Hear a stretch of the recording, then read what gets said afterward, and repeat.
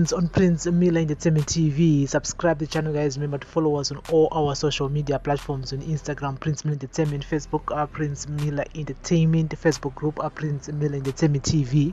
We're also available on Twitter at P Miller ENT. Welcome to another edition of our Audio Thoughts with Prince on Prince Miller Entertainment TV. And so, guys, now diaspora vote at Zoka Swakare. And yes, Speaker of the National Assembly Jacob Mudenda says the constitution should be amended to allow people in the diaspora to vote, becoming the first senior official in the ruling Zanu PF party to push that agenda. Amendments to the Electoral Act should clearly specify the procedures and mechanisms for registration and voting for citizens in the diaspora, said Mudenda, while addressing legislators and other stakeholders at a workshop on the Electoral Amendment Bill, which was sponsored by the Southern African Parliamentary Support Trust and the Zimbabwean Election Support Network in Kariba yesterday. Mudenda also said political parties and candidates who perpetrated electoral violence should be disqualified through amendments to the Electoral Act, which should empower the Zimbabwe Electoral Commission ZEC to censor, erect political parties and politicians. I also pointed out that the future of the country's elections depended on the role political parties played in promoting peaceful and credible elections by sending the right signals and urging their supporters to shun electoral violence. The regulatory body, ZEC, can play a role through robust political voter education. However, ultimately the conduct of political parties themselves will determine a positive outcome because they wield on enormous influence on their supporters. Currently, there are no enforcement provisions on the code of conduct, and the political parties continue to violate the code with impunity. Mudenda said ZEC should be empowered through the Electoral Act to censor or even disqualify political parties or candidates that act with impunity during the electoral process. There is need to amend the constitution to encapsulate the diaspora vote. They further noted that another area of concern was protection of the secrecy of the ballot and mechanism to ensure reduction of assisted voters. Another observation I make on the proposed electoral bill is that it must comply with sections 160 and 161 of the Constitution regarding the delimitation of electoral boundaries. The provision of the voters' roll is searchable and analyzable format is commendable, while this provision enhances transparency of the voters' roll, and it is welcome. Caution is to be exercised to ensure a balance between the right to access and the right to privacy of the information contained in the voters' roll. It is suggested that amendment to the law could include hashing of some fields like identity number, date of birth, and the voter's address, which should lead to the generation of scanned copies from the printed copy.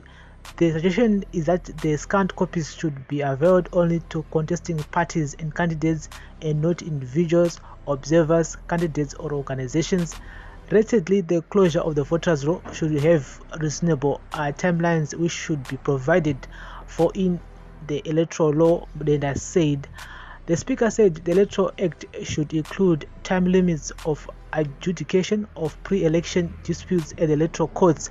It is alleged that despite the fact that all election disputes are considered as urgent, there was a sizable number of pre-election cases that were set down for hearing with significant delays and judgments that were not rendered before the election day. This may dent the integrity of the electoral process, he noted. On the withdrawal of contesting candidates, it is submitted that the law should provide for the time frame regarding the withdrawal in relation to parliamentary and local authority elections. However, the law is silent in regard to the parliamentary and local authority candidature. Furthermore, the electoral law should define the scope of who qualifies for postal voting in a more elastic manner. While the country should adopt best electoral practices from other countries, Zimbabwe should, however, not be a copycat but fashion its own laws, Mudenda added. Meanwhile, ZECN has revealed that about 83.52% of Zimbabweans are ignorant of the constituency delimitation exercise because Electoral Act provisions do not allow citizens participation. In a report on delimitation findings last week, ZECN said information on delimitation was pivotal to ensure transparency ahead of the 2023 polls.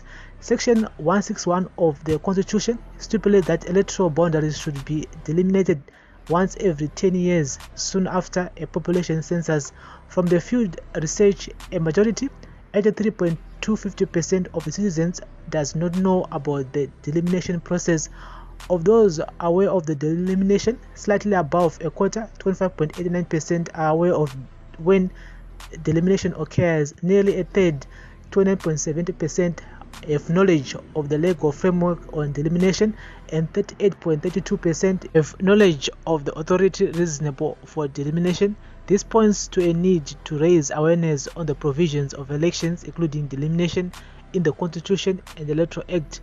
The ZECN report read, political analyst Rejoice Ngwenya said, in principle, delimitation is a highly technical process, albeit constitutional. Zimbabweans have very little trust in ZEC since it is considered a partisan institution.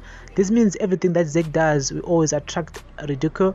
He said people suspected that the delimitation exercise gave ZEC an opportunity to reduce the constituencies in areas where the opposition is dominant. And so guys, that's the latest here, and is nyaya diaspora vote. At the same time, Mudenda watora nyaya dzakasiyana siyana that really affects our elections next year 2023. Kazitaura in the comment section munozwana say is pari panyaya delimitation process, and not all of us are aware of that process, and vazhinji we are too ignorant about it. I do agree 100%. Munozwana manje ma constituencies amashoma manje pakunzi pane 20 but panga pane 25 in 2018 elections. Washa wazoti amwe 5 akupa pozek vanenge vaita iyo delimitation, and so andapinda ma streets muchitaura nyaya diaspora vote. Someone saying that this guy knows this time they have to steal the diaspora vote for them to rig and win.